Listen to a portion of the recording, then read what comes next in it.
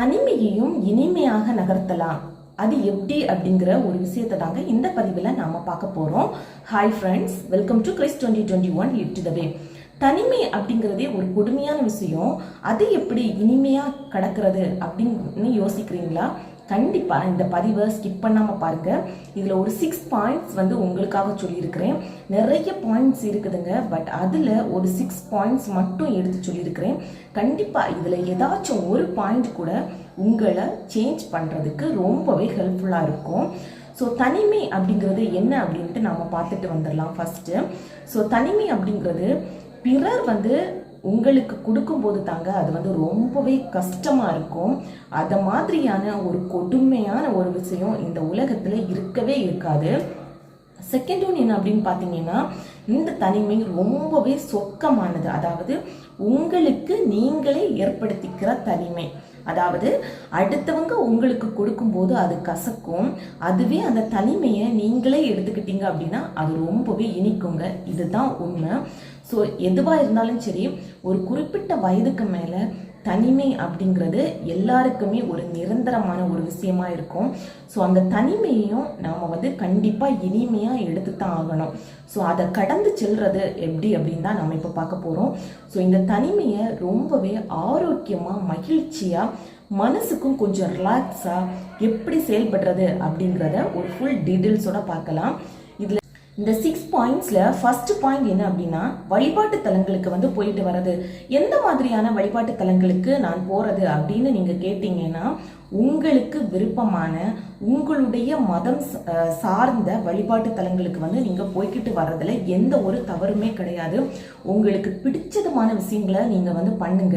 கண்டிப்பா அந்த தனிமை இனிமையாகத்தான் இருக்கும். ஸோ அங்க இருக்கிற ஒரு பாசிட்டிவான வைப் உங்களை எப்பவுமே ஒரு பாசிட்டிவ் எனர்ஜியை கொடுத்துக்கிட்டே இருக்கும். ஸோ கண்டிப்பா இந்த டிப்பை நீங்க ஃபாலோ பண்ணி பாருங்க. செகண்ட் ஒன் என்ன அப்படின்னா, பெட் வளர்க்குறது.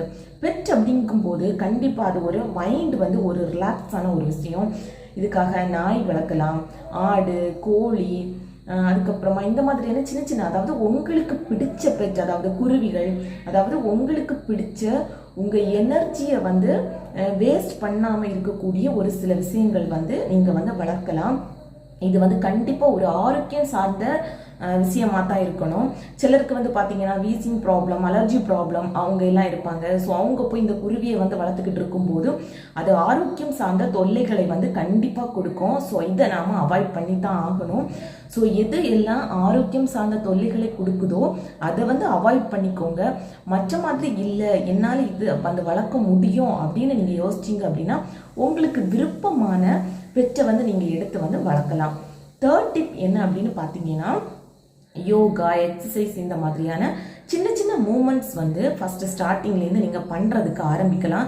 இது கண்டிப்பாக ஒரு ஆரோக்கியம் சார்ந்த விஷயமாகட்டும் இருக்கும், உங்களுடைய மைண்ட் சார்ந்த விஷயமாகவும் இருக்கும். ஒரு ரிலாக்ஸை கண்டிப்பாக உங்களுக்கு கொடுக்கும். ஒரு நாள் பார்த்தீங்கன்னா 24 மணி நேரம் இருக்கு. அதில் ஒரு அரை மணி நேரம் உங்கள் உடம்புக்காக டைம் ஸ்பெண்ட் பண்ணுறதுல எந்த ஒரு தவறுமே கிடையாது. ஸோ இந்த ஆரோக்கியம் சார்ந்த விஷயத்தில் இந்த பெட்டும் கூடவே வரும். அதாவது இப்போ நீங்கள் ரிலாக்ஸாக வாக்கிங் போகிறீங்க அப்படின்னா இந்த நாயை கூட நீங்கள் கூட்டிக்கிட்டே போகலாம். அது கூட ஒரு ஆரோக்கியம் சார்ந்த ஒரு ஹாப்பியஸ்டான ஒரு விஷயமா இருக்கும். இப்போ அப்பார்ட்மெண்ட்ல இருக்கிறவங்களா இருந்தால் பக்கத்திலே பார்க்கு, அந்த மாதிரியான விஷயங்கள் எல்லாம் இருக்கும், அங்கே போய்கிட்டு வரலாம். இல்லை வீக்லி ஒன்ஸ் ஆகுது பீச்சில் போய் உட்கார்ந்து இருந்துட்டு மைண்டை ரிலாக்ஸ் பண்ணிக்கிட்டு வரும்போது அது கூட ஒரு ஸ்ட்ரெஸ் ஃப்ரீயான ஒரு இதை தாங்க உங்களுடைய உடம்புக்கு கொடுக்கும். ஸோ கண்டிப்பா இந்த சின்ன சின்ன டிப்ஸை எல்லாம் ஃபாலோ பண்ணி பாருங்க. 5வது பாயிண்ட் என்ன அப்படின்னு பாத்தீங்கன்னா, பாஸ்ட்ல, அதாவது கடந்த காலத்துல உங்களுடைய வாழ்க்கையில நடந்த ஒரு சந்தோஷமான தருணங்களை நீங்க இந்த டைம்ல யோசிச்சு பார்க்கலாம். ஸோ இது கூட உங்களுடைய மைண்டை ரிலாக்ஸ் ஆக்குறதுக்கு ரொம்பவே ஹெல்ப்ஃபுல்லா இருக்கும். அதுக்கப்புறமா 6th பாயிண்ட் என்ன அப்படின்னு பாத்தீங்கன்னா, புத்தகம் வாசிக்கிறது. ஸோ தேவையில்லாத விஷயங்களை பண்றதுக்கு இந்த புத்தகம் வாசிக்கிறது அப்படிங்கிறது ஒரு பெஸ்ட் ஆப்ஷனா இருக்கும். இந்த புத்தகம் வாசிக்கும் போது மைண்டும் ரிலாக்ஸாக இருக்கும். நிறைய விஷயங்களை கற்றுக்கிறதுக்கு, தெரிஞ்சுக்கிறதுக்கு இது ரொம்பவே ஒரு சிறந்த பிளாட்ஃபார்மாக இருக்கும். அதுக்காக ஒரு புத்தகத்தை எடுக்கும்போது அந்த புத்தகத்துல வரிசையில படிக்கணுமான்னு கேட்டா கண்டிப்பா கிடையாது. உங்களுக்கு வரிசையில அது ஒரு கதையான ஒரு தோரணத்துல இருந்தது அப்படின்னா நீங்க அப்படி கூட ரீட் பண்ணிக்கலாம். இல்லை அப்படின்னா அந்த புத்தகத்துல எல்லா பக்கங்களுமே உங்களுக்கு நிறைய கருத்துக்களை கொடுக்குமா அப்படின்னு கேட்டா கூட கண்டிப்பா கிடையாது. உங்களுக்கு பிடிச்சதுமான விஷயங்களை நீங்க ரீட் பண்றதுக்கு நீங்க ஸ்டார்ட் பண்ணுங்க. கண்டிப்பாக நான் இதில் ஒரு 6 டிப்ஸ் உங்ககிட்ட நான் பகிர்ந்துருக்கிறேன். இதில் ஏதாச்சும் ஒரு டிப்ஸ் கூட உங்களுக்கு யூஸ்ஃபுல்லாக இருந்துச்சு அப்படின்னா லைக் பட்டனை ப்ரெஸ் பண்ணிக்கோங்க. இது தான் நம்ம சேனலை ஃபஸ்ட் டைம் பார்க்குறீங்கன்னா சப்ஸ்கிரைப் பட்டனை ப்ரெஸ் பண்ணிவிட்டு கூடவே பக்கத்தில் இருக்கிற பெல் ஐக்கானை கிளிக் பண்ணிக்கோங்க. தேங்க்யூ.